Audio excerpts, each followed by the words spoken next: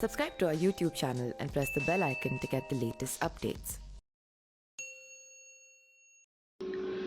नमस्कार, मेरा नाम पिंटू सिंह यादव है और आप देखना शुरू कर चुके हैं न्यूज़ लाइव। दोस्तों, लोकसभा चुनाव 2024 से पहले एनडीए में शामिल होने के बाद सुहलदेव भारतीय समाज पार्टी के अध्यक्ष ओम प्रकाश राजभर आगे की रणनीति में जुट गए हैं। राजभर ने बीजेपी प्रदेश अध्यक्ष भूपेंद्र चौधरी से मुलाकात की। इसके बाद वो डिप्टी सीएम ब्रजेश पाठक से मिले और फिर सीएम योगी आदित्यनाथ से भी उन्होंने शिष्टाचार मुलाकात कर लिया है। राजभर ने दावा किया है कि उनको बीजेपी के साथ आने से सीएम योगी आदित्यनाथ काफी खुश हैं। उनके कहने पर ही वो दिल्ली में बीजेपी के वरिष्ठ नेताओं से मुलाकात करने के लिए गए हुए थे।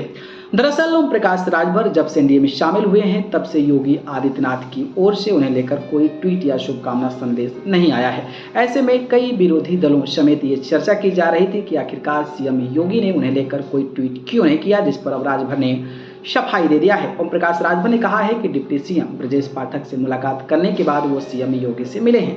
मुख्यमंत्री उनके एनडीए में शामिल होने पर काफी खुश हैं। हम उनके कहने पर ही दिल्ली गए थे। 13 जुलाई को मुख्यमंत्री ने ही हमें दिल्ली जाकर सारी बातें फाइनल करने को कहा था।